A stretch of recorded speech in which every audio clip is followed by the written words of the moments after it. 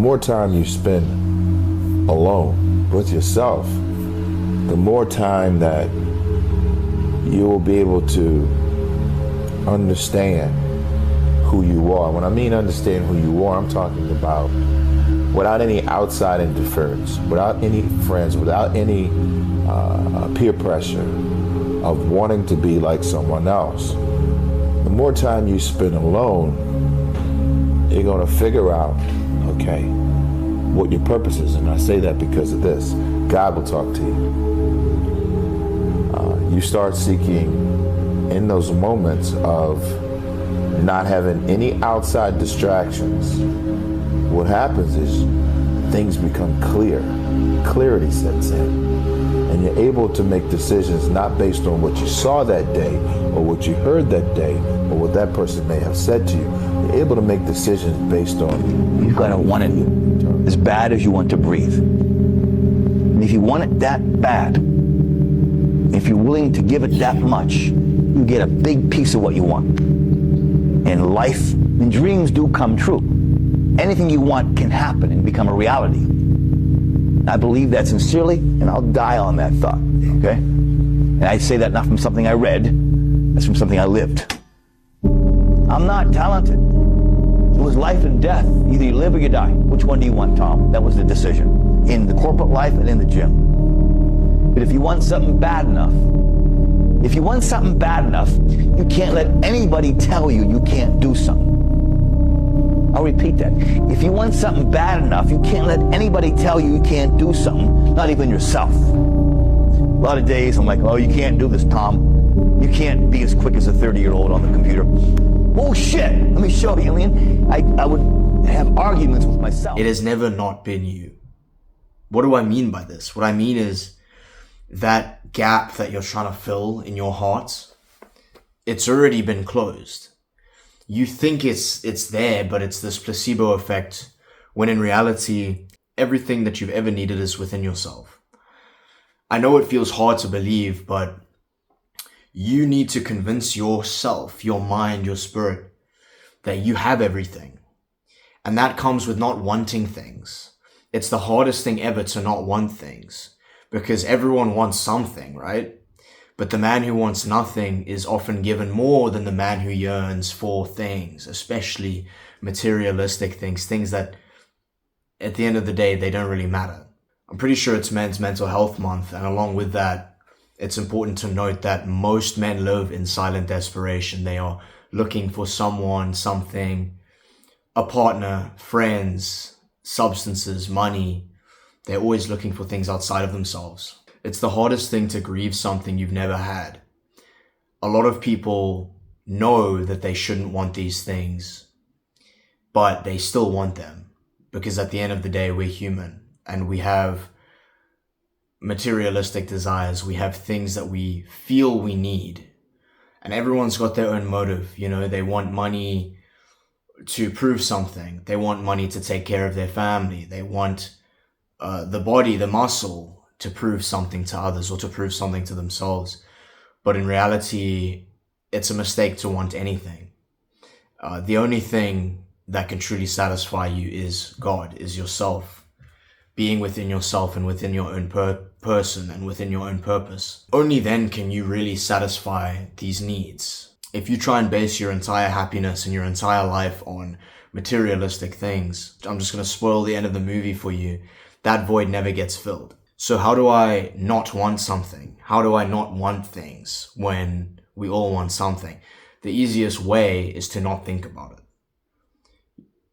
It is neither good nor bad. Thinking makes it so. Oftentimes the things that I have, I don't need them. I don't want them. I don't have a yearning for them. The moment you yearn or you want something, you're telling the universe that you don't have it.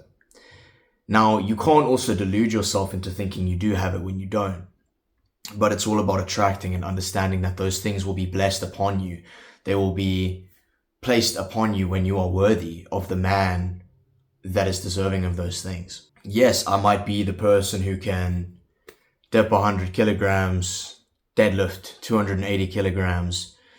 But before I got those things, I had to become the man worthy of those things. That's why gym is so attractive for most men because it is the most linear progression of goal setting and attracting what you want. You have to get the muscle, get the physical capacity to bench 2 plates before you can bench 2 plates. You get what I'm saying? So in the same way, it's way harder for us to conceptualize that the same thing applies to our spirit. You have to become the person worthy of the girlfriend before you get the girlfriend. You have to become the person worthy of money, of wealth, of abundance before getting the wealth, the abundance, the money. It's the hardest thing to wrap your head around because you think like, you're telling me that the thing I want, I'm supposed to not want it, and that's how I get it. Then what's the point? Then I don't even want it. Yeah, exactly. Because when you want something, you're telling everything in its power that you don't have it. But you also can't say that you have it. You get what I'm saying? Because you don't have it. You can't delude yourself. It's this weird brain fart. Oh no, but I want this thing. I'm going to have to pretend that I have it and then work towards it. It's all about attracting, my friend. But people don't understand, what does attracting mean? How can I attract? You always hear attract, don't chase. Attract, don't chase. Attracting is removing all elements of want. Because what people think, they think they don't want it, but they're still holding on to a slight inkling of it. They're still holding on to that slight hope. Maybe there's a hope that I can get it. You still want it. You're just saying to yourself you don't want it. The reality is, if you keep thinking about money and you keep desiring it, even in smaller amounts, there's still desire present, which tells the universe that you do not have what you're looking for. I don't know if that makes sense. That's something that I'm still practicing and still working on. Like, I only recently figured this out. It's the hardest thing to come to terms with, that you have to not want the thing that you want before you get the thing that you want. And even then, saying that you want it is wrong, because then you're not going to get the thing that you want, spiritually, metaphysically, universally. It's like real world, modern day alchemy. It's this weird spiritual alchemy of the universe, in which how it works is, in order to attract, you have to act as if you already have that thing and then wait for it to be bestowed upon you, as opposed to sitting here and thinking, oh, I really, really want it. I really, really want it. It's weird. Like, you low-key have to be nonchalant. But I mean, the concept of being nonchalant has been ruined. Whatever you want, give it up. Give up that dream. Give up that desire. Give up that yearning for the thing. It's not attractive to the universe for you to yearn and seek something, because what you're also telling the universe is, once you get that thing, you don't need anything else anymore. For my Christian brothers, if God gave you the thing that you really wanted, would you not just turn your back on him? Because you've gotten what you need. Now you don't need him anymore. Now you don't have to rely on him anymore, because you've gotten the thing that you want. The money, the girl, the friend group, the status, the fame, whatever it is. If you got the thing that you so badly desired, what is the point of God? You know what I'm saying? Then you just easily turn your back on him, and God is jealous. He says, no, my friend, you've got to want me. You can't want anything else. You can't have me and other people, other things in your life. You can't have that desire. The only desire is me. He's a jealous God. And that's not a bad way. That's not to say that in a negative way. That's just the reality. There is no space for purity and carnal desires, materialistic desires. There is only purity. There is only. You see what I'm saying? The moment you think about it is the moment you lose. These things you shouldn't even think about. You shouldn't even try and conceptualize in your head. Money, fame, status, those things are not things that you should desire. They should be a byproduct of actions, and actions shouldn't come from wanting. They shouldn't come from conscious thought. They should just be. I am quite well built. I don't want to toot my own horn. I'm quite well built. But if you asked me, do I want to get jacked? I wouldn't say yes or no. I wouldn't really think about it. And I think that's part of the reason why I've made so much progress, is because I don't desire things. I don't desire a certain number in the gym. I don't desire a certain lift or a certain look. They're just all a byproduct of just doing. I just do. People say, do you like it? Do you hate it? No, I don't feel either way. I don't feel. I just do. And I think that's what I'm trying to get at, is you shouldn't feel anything. Now, don't get me wrong. That's not to say be this mindless drone that doesn't think about things, that doesn't feel anything. No, like, You still have to feel emotions, but you shouldn't feel the desire for things, that feeling of yearning that is inherently impure. And once again, the thing that you so badly desire, the thing that you want, cannot exist with the wanting of it. Take this hat, right? This is one of my favorite hats. It keeps me nice and warm. Do I want this hat? No, I already have it, right? It just is. And the same thing applies to your goals, to your dreams. You can't want something and have it at the same time. Some people are going to argue in the comments, well, technically I can if I'm away for it for a while and then I yearn for it and I come back. Whatever, bro. You don't understand. This isn't for you, okay? This video isn't for you. Do I want this hat if I'm holding it in my hands? No, because I already have it. Do I want muscle? No, because I already have muscle. And in the same way, your goals, your desires have to be manifested in the same way. You can't want them. There should be no feeling behind it. It should just be. It should just be. And you need to fall in love with the process of what's going to get you there. So for example, if I want to be the best musician in the world, I don't focus on making a hit. I focus on making music. I just do. I just make. You see what I'm saying? Just making and falling in love with the process and just desiring to make more will get you so much further than trying to be like, oh, I'm gonna make a banger. I'm gonna make the next hit. My album's gonna hit top 100 on the Billboard or whatever the artists care about nowadays.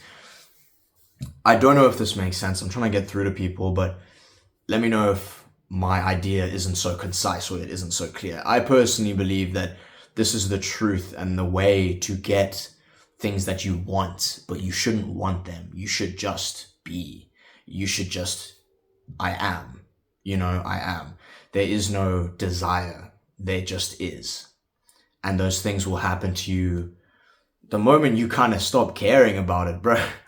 It's the moment it kind of happens. The moment you become happy with yourself and content with your own energy, that's when the people start to pile in. And it's because the universe knows and recognizes that you don't need it. You are the beacon that attracts those people.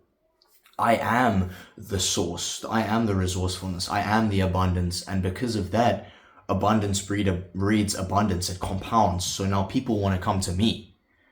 You know those people who just keep winning. They just keep getting opportunities. They keep getting happier. They keep getting things that they like. They get the wealth, the family that they want. They get everything. And it's because they appreciate the sheer amount that they already have.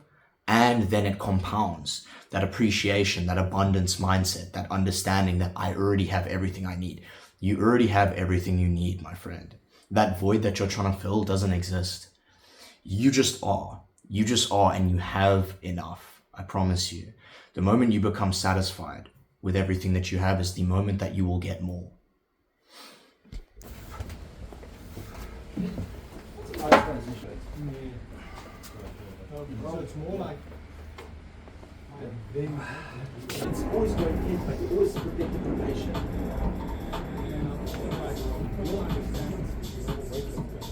The concept like of a clean journey setup, you throw the weight up to get under, right? So leaving a gap, like where you want to go, sometimes allows you to go there. Because you start to I'm feeling the pressure, right? So now we're leaving a load up to this, so it doesn't give you, right? So if you like setting up the night, see right now I have space to drive into it. Whereas if I'm here and I'm you see, it's not the same pressure as being learning. Driving. So sometimes you want to like my left leg feels like it's just really been doing the power pull-ups along with the training and it's really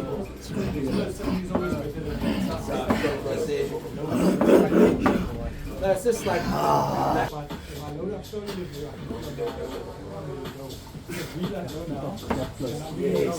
you feel that. That feels much better. I'll go there first. Now I've got position on you. This is I'm in a very strong position. You still strong in it. I should not struggle to me, but I'm still struggling. But if I do this with you, you know, I'm fighting on my life.